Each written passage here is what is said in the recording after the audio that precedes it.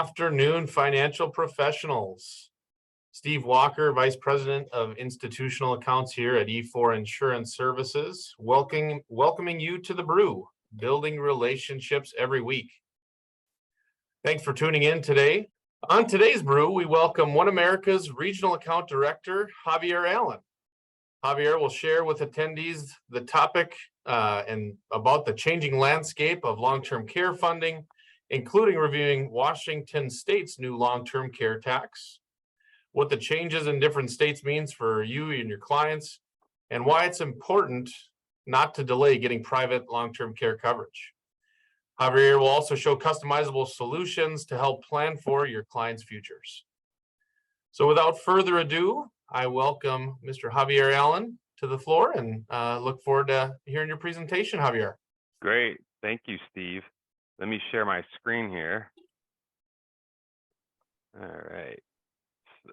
So in celebration of National Caps Day, I decided to put the title of the presentation here in capital letters. So that's a big win right here. That's exciting.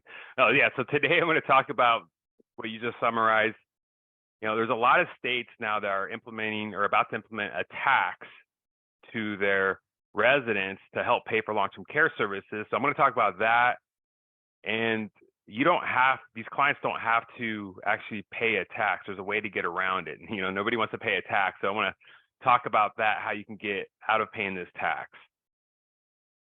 So the number one payer of long-term care services is Medicaid. Right, so in every state, Medicaid pays about 50% or more of all long-term care claims. So a lot of states are starting to get nervous that they're going to run out of money because of what's coming in the near future. So the baby boomers, we keep talking about baby boomers, but finally the oldest baby boomer is going to turn age 80 in about 2 years. Right, so if they're turning age 80, that's about the average time somebody starts going on claim. Right. Some people can go later, obviously, or younger, but that's about the average.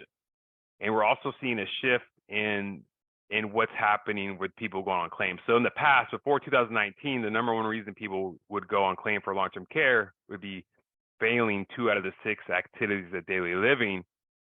But now the number one reason people go on claim is for severe cognitive impairment, right? So we're living longer, but our brains just can't keep up with our body. We don't have the medicine for that yet.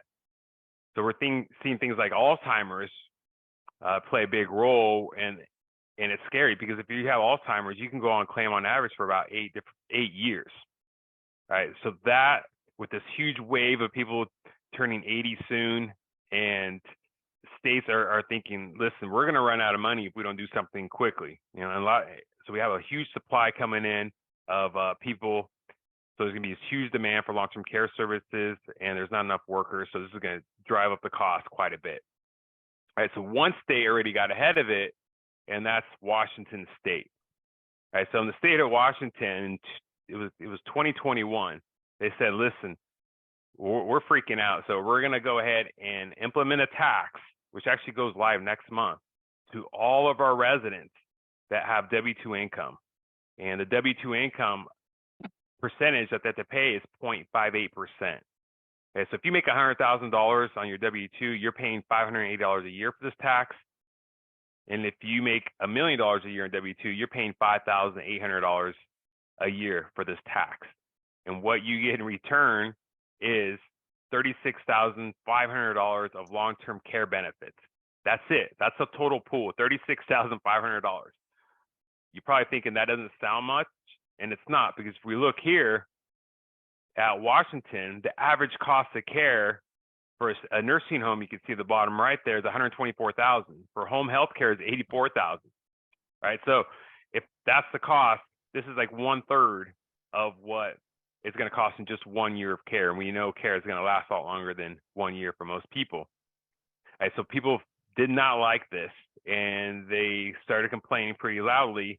And Washington said, listen, we want you to have some private long-term care insurance, so we will exempt you from this tax if you can prove to us before November of 2021 that you have a plan in place.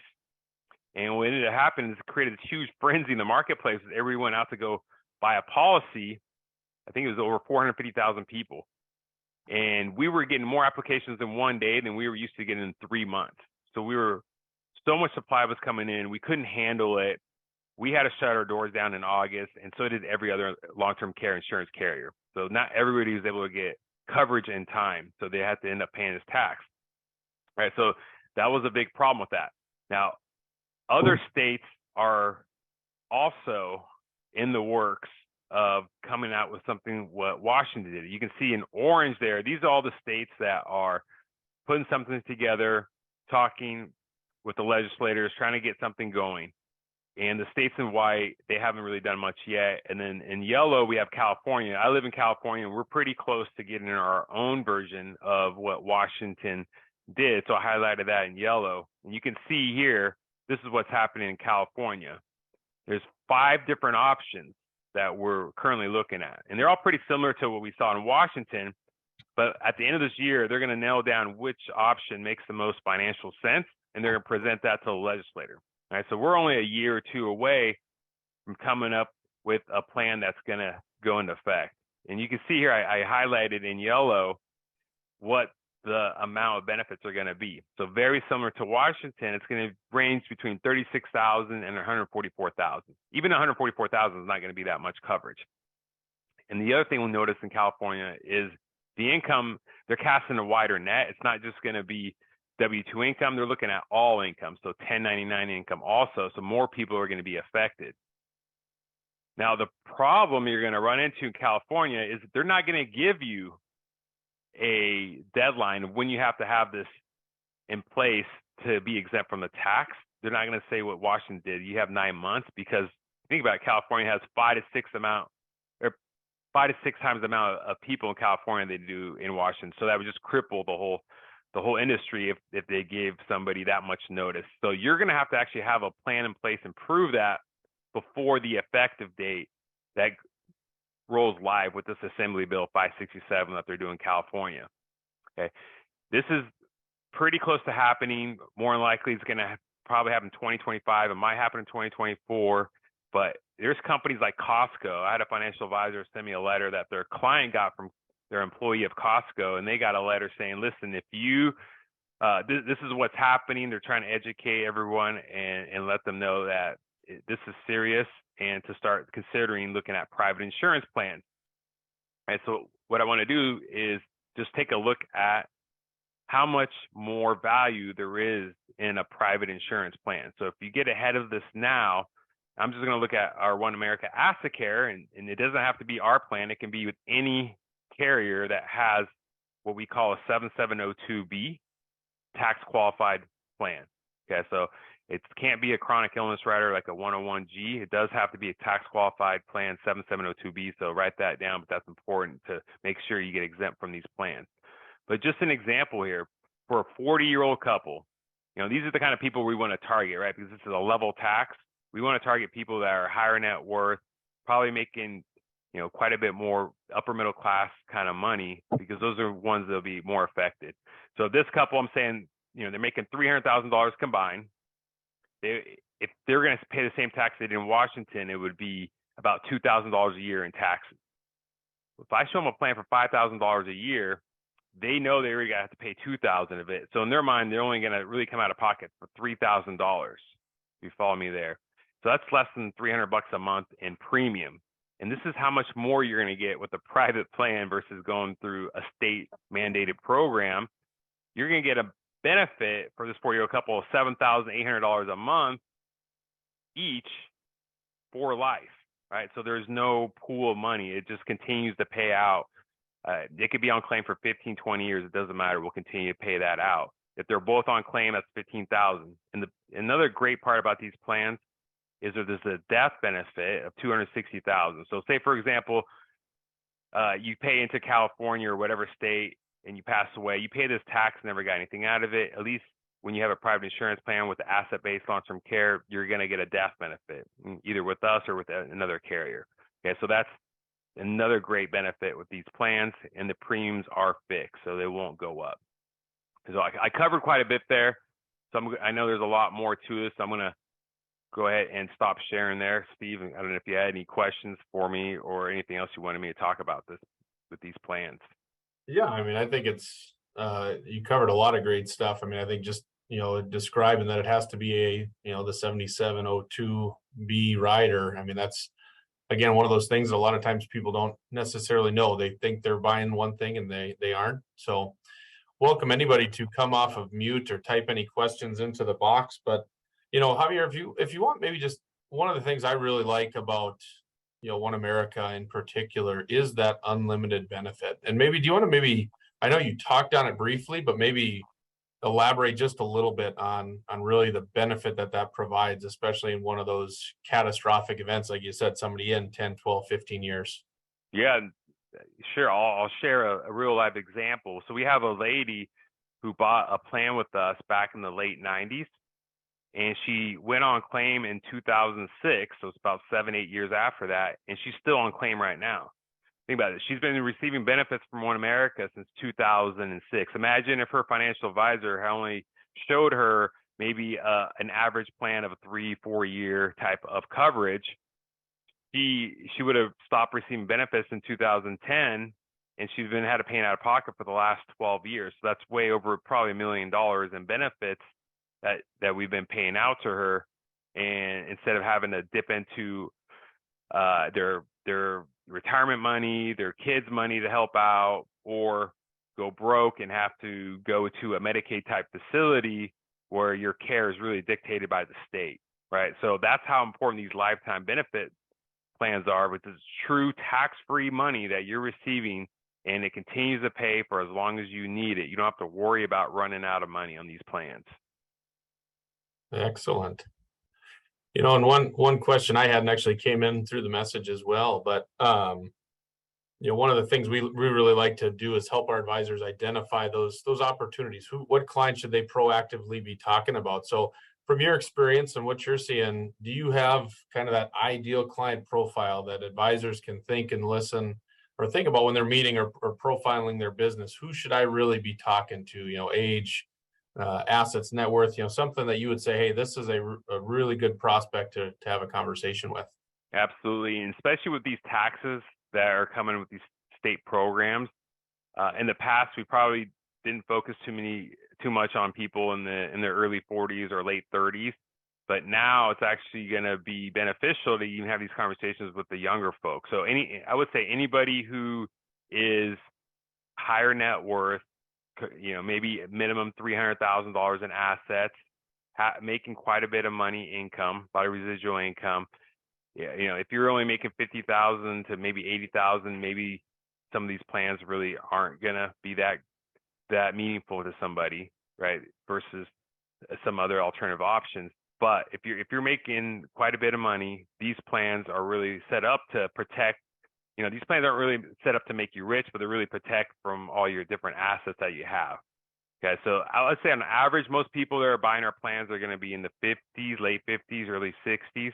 So having that conversation pretty much with everybody that's higher net worth, higher income, I would say mid 30s or older is probably going to be smarter now than it have been in the past. Gotcha. A couple more questions that have come in, Javier. First, with Washington State individuals were allowed to basically avoid that tax by having a tax qualified plan. So in California and the proposal that's out there, does that allow residents to avoid the tax if they have private, qualifying long-term care? And if so, do you know, has it been talked about what that minimum amount of care was required to avoid the tax? Yeah, good question. So again, we got to think about it. It has to be a 7702B tax qualified plan, right? So not a chronic illness rider on a life insurance policy. So that's the same rules that they had in Washington State. It does have to be that coded that way from the IRS. We don't know exactly what the minimum amount of benefits going to be, but more than likely it's going to have to be equal to or greater than whatever the pool of money that is going to get approved with in California. And right now, the range is from 36,000 to 144,000. So we don't know exactly yet in California, but we will by the end of this year what it's going to be. So a minimum, I would say, probably think 150,000 or greater for now, and then we'll know more after. Perfect. How about Another one that has come in and again, really talking to that, meeting with the clients. And again, there's statistics beyond statistics available, but that doesn't seem to sound the alarm enough to really cause action by those consumers. So again, in your mind and your travels and experience, what do you think the best way to engage a client is in that long-term care conversation? Yep. So making sure you do bring up the topic every time you meet with the client, right? Not even if they didn't want to talk about it the previous year and you're talking to them again, bring it up because something might have happened, something might have triggered in the last year, right? Maybe they had a friend, a neighbor, a family member who's gone through a similar experience of long-term care. Those are the people that are going to be impacted the most when they've actually gone through it themselves or hear stories of people going through it and how hard it is. Those are the people you want to talk to, but you don't really know unless you start prying and asking these questions. So it's important to bring it up every conversation you have each year when you do annual checkups with them, if you're a financial advisor. Maybe something changed, even though they didn't want to talk about it the previous year, maybe something else has happened. So it's important to kind of stay in front of it and keep on that, because this is a difficult conversation. Most people don't want to talk about long-term care and how their end of life planning is going to look like. So you just have to be a little brave and actually bring it up, and then they'll start talking, listen, and from there you can always contact E4 or whoever, and they can kind of help drive that conversation after and what we need to get something going forward. Perfect. And one more question I see here right now, Javier, and I think the question is geared more towards the OneAmerica product with those ongoing premiums. Because again, you've got everything from a single pay onto a lifetime pay, which is great for client flexibility. So again, in that illustration you showed with that $5,000 a year premium, if a client goes on claim, does all or a portion of that premium get waived?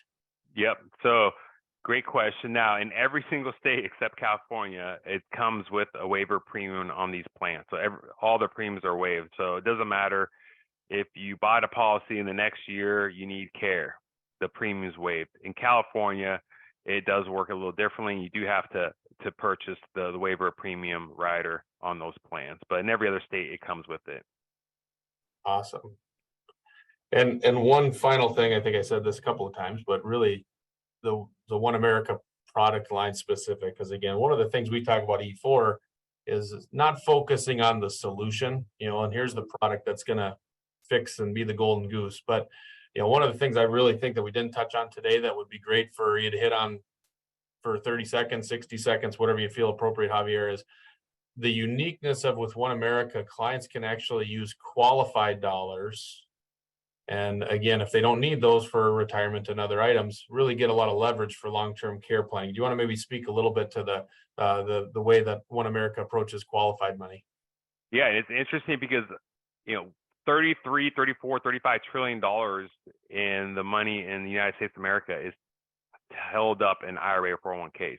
That's about 1/3 of all the money out there, right? So most clients these days are saving up money with their IRAs or 401ks, and they have ample amount.